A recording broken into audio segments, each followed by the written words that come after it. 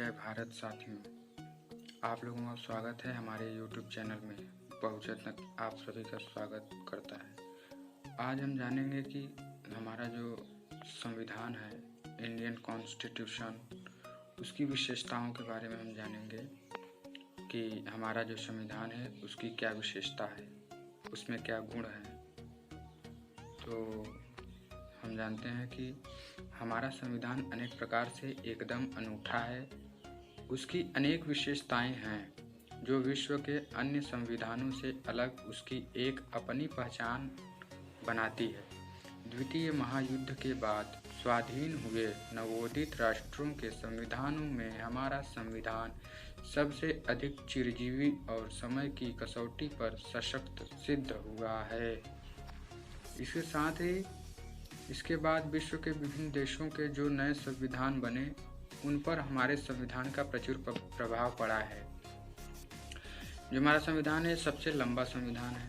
भौतिक दृष्टि से देखा जाए तो यह अब तक किसी भी देश में बना सबसे लंबा संविधान है। यह एक बहुत ही व्यापक दस्तावेज है तथा इसमें अनेक ऐसे विषय सम्मिलित हैं जो औचित्य के विचार से साधारण विधान या प्रशासनिक कार्यवाही की विषय वस्तु हो सकते थे। ऐसा इसलिए हुआ कि भारत शासन अधिनियम 1935 मूलतया एक कानून था और उसका उपयोग एक मॉडल था तथा एक प्रारंभिक कार्यकारी प्रारूप के रूप में किया गया। साथ ही इसके काफ़ी बड़े हिस्से संविधान में ज्यों के त्यों समाविष्ट कर लिए गए। इसके अलावा संविधान निर्माता नहीं चाहते थे कि कोई ऐसा संशय, कठिन या विवाद रह जाए जिसके निराकरण के लिए भविष्य में विधान बनाना पड़े।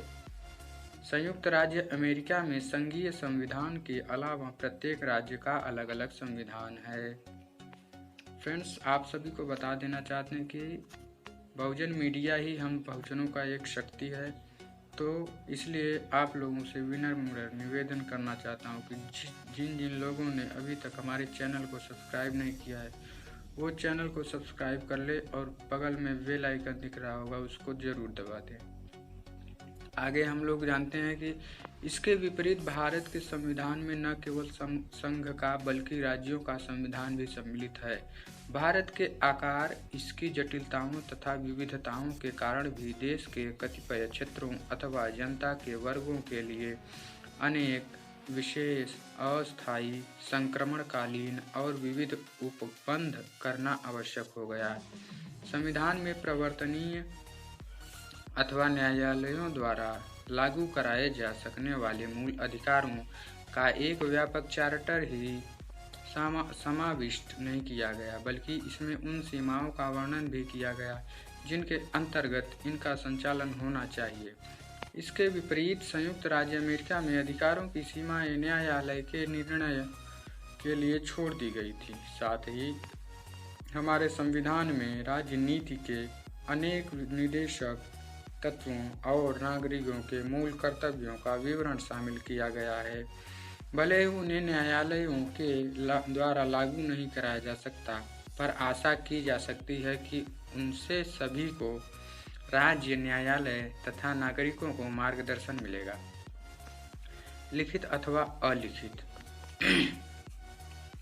आगे जानते हैं कि संविधान अमेरिकी संविधान की तरह लिखित या ब्रिटेन की तरह अलिखित तथा परंपराओं और प्रथाओं पर आधारित हो सकते हैं।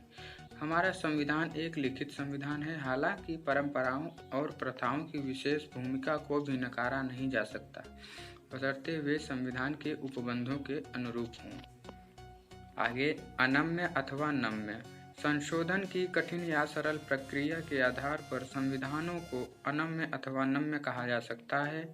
संघीय संविधानों की संशोधन प्रक्रिया कठिन होती है, इसलिए उन्हें सामान्यतया अनम्य के रूप में वर्गीकृत किया जाता है। हमारे संविधान को अनम्य तथा नम्य का मिश्रण कहा जा सकता है, क्योंकि संविधान के कतिपय उपबंधों यथा अनुच्छेद 2, 3 तथा 4 और 169 का संशोधन साधारण विधान की तरह संसद के दोनों सदनों में साधारण बहुमत द्वारा किया जा सकता है अन्य उपबंधों का संशोधन अनुच्छेद 368 के अधीन संसद के दोनों सदनों द्वारा प्रत्येक सदन में उपस्थित तथा मतदान करने वाले सदस्यों के 2/3 विशेष बहुमत और कुल सदस्यों के बहुमत द्वारा किया जा सकता है। केवल कुछ उपबंधों के मामले में संशोधन के लिए संसद के दोनों सदनों के विशेष बहुमत के अतिरिक्त आधे से अन्यून राज्यों के अनुसमर्थन की आवश्यकता होती है। पिछले 51 वर्षों के दौरान हमारे संविधान में 83 बार संशोधन किए गए हैं।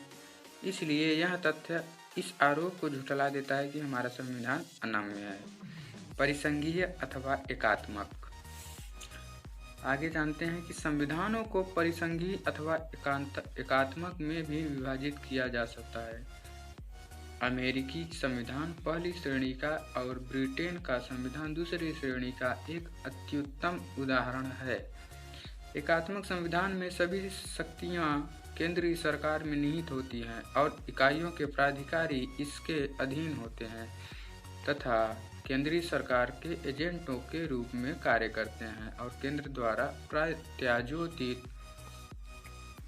प्रत्यायोजित अधिकार का प्रयोग करते हैं। परिसंघीय राज्य व्यवस्था में सामान्यतया अनिवार्य है कि एक अनम्य लिखित संविधान हो, संविधान सर्वोच्च हो और इसके अंतर्गत परिसंघीय सरकार तथा इकाइयों की सरकारों के बीच शक्तियों का विशिष्ट रूप से विभाजन हो और दोनों अपने अपने क्षेत्रों में अपनी निजी ढंग से तथा स्वतंत्र रूप से शक्तियों का प्रयोग करें। वास्तव में उत्तम श्रेणी के परिसंघ में परिसंघीय सरकार को केवल वही शक्तियाँ प्राप्त होती है जो उसे इकाइयों द्वारा समझौते के माध्यम से दी जाती है। इसके अलावा अनिवार्य है कि यदि परिसंघीय तथा राज्यों के बीच कोई विवाद हो तो उसके विवेचन के लिए एक स्वतंत्र उच्चतम न्यायालय हो। भारत के संविधान का वर्णन विभिन्न प्रकार से किया गया है। इसे अर्ध परिसंघीय कहा गया है। इसे परिसंघीय किंतु एक प्रबल एकात्मक अथवा केंद्र समर्थक भी कहा गया है। इसे संरचना में परिसंघीय किंतु भावना में एकात्मक अथवा सामान्य स्थिति में परिसंघीय किंतु आपात स्थिति आदि के दौरान पूर्णतया एकात्मक रूप में परिवर्तित किया जा सकने वाला कहा गया है। असल में हमारे संविधान को परिसंघीय या एकात्मक के किसी कठोर ढांचे में बांधना कठिन है। इसमें दोनों की विशेषताएं हैं। इसे एकात्मक नहीं माना जा सकता है क्योंकि मिसाल के लिए इसमें संघ तथा राज्यों के बीच कार्यपालक तथा विधायी शक्तियों के वितरण की व्यवस्था की गई है और राज्यों की शक्तियों अथवा संघ तथा राज्य के संबंधों को प्रभावित करने वाले प्रावधानों में राज्यों के अनुसमर्थन के बिना संशोधन नहीं किया जा सकता। इसे पूरी तरह से परिसंघीय भी नहीं माना जा सकता है क्योंकि अवशिष्ट शक्तियां संघ में निहित है। जैसा कि डॉक्टर आम्बेडकर ने कहा था, अनम्यता तथा विधिवाद परिसंघवाद की दो गंभीर कमजोरियां हैं। भारतीय प्रणाली इस दृष्टि से अनूठी है कि इसमें एकहरी भारतीय नागरिकता वाली दोहरी राज्य व्यवस्था रखी गई है और वहाँ समय और हालात की ज़रूरतों के अनुसार दोनों ही हो सकती है। अनुच्छेद 249 के अधीन संघ की संसद राज्य सूची का अतिक्रमण कर सकती है। अनुच्छेद 356 और 357 के अधीन किसी राज्य में संवैधानिक तंत्र की विफलता के आधार पर उसकी सभी कार्यपालक तथा विधायी शक्तियों को संघ अपने हाथ में ले सकता है और अनुच्छेद 352 से 354 के अधीन संविधान को पूर्ण रूपेण एकात्मक रूप दिया जा सकता है क्योंकि आपात स्थिति की उद्घोषणा के दौरान संघ की कार्यपालक तथा विधायी शक्तियां राज्य सूची में सम्मिलित विषयों पर भी लागू हो जाती है। अंततः अनुच्छेद 2, 3 और 4 के अधीन संघ की संसद साधारण बहुमत से पारित साधारण कानून द्वारा नए राज्य बना सकती है और वर्तमान राज्यों के क्षेत्रों, उनकी सीमाओं या उनके नामों में परिवर्तन कर सकती है। यह अनूठा एकात्मक परिसंघीय मिश्रण इसलिए हुआ क्योंकि इसका उत्तर भारत के संवैधानिक इतिहास में देश के विशाल आकार में अवधर्म, भाषा, क्षेत्र, संस्कृति आदि पर आधारित उसकी मिश्रित विविधताओं के रूप में खोजा जा सकता है। संविधान के प्रारूप को संविधान सभा की स्वीकृति के लिए पेश करते समय प्रारूपण समिति के अध्यक्ष डॉक्टर आम्बेडकर ने फेडरेशन ऑफ स्टेट्स राज्य परिसंघ के बजाय यूनियन ऑफ स्टेट्स राज्य संघ पद का प्रयोग करने की सार्थकता को निम्नलिखित शब्दों में स्पष्ट करने का प्रयास किया था। जो है प्रारूपण समिति इस बात को स्पष्ट कर देना चाहती है कि हालांकि भारत को एक फेडरेशन परिसंघ का रूप लेना था, किंतु फेडरेशन राज्यों द्वारा फेडरेशन में शामिल होने के समझौते का परिणाम नहीं था। चूंकि फेडरेशन किसी समझौते का परिणाम नहीं था, अतः किसी भी राज्य को उससे अलग होने का अधिकार नहीं। फेडरेशन एक संघ है क्योंकि वह अनश्वर है। हालांकि देश तथा जनता को प्रशासन की सुविधा के लिए विभिन्न राज्यों में विभाजित किया जा सकता है, किंतु देश पूर्णतया एक अखंड इकाई है। इसकी जनता एक अखंड जनसमूह है जो एक ही स्रोत से प्राप्त परम सत्ता के अधीन रहती है। इसके आगे निदेशक तत्व आयरलैंड के दृष्टांत से प्रेरित होकर तैयार किए गए राजनीति के निदेशक तत्व हमारे संविधान की एक अनूठी विशेषता लोगों के अधिकांश सामाजिक आर्थिक अधिकार एक शीर्ष के अंतर्गत सम्मिलित किए गए हैं। हालांकि कहा जा सकता है कि इन्हें न्यायालय में लागू नहीं किया जा सकता, फिर भी इन तत्वों से देश के शासन के लिए मार्गदर्शन की आशा की जाती है। ये संविधान निर्माताओं द्वारा राज्यों के समक्ष रखे गए आदर्शों के रूप में हैं और राज्य के सभी अंगों को उनकी प्राप्ति के लिए प्रयास करना चाहिए। न केवल विधानमंडलों की बल्कि न्यायालयों की नज़र में भी निदेशक तत्वों की प्रासंगिकता तथा महत्ता बराबर बढ़ती है। इसके आगे है नागरिकता।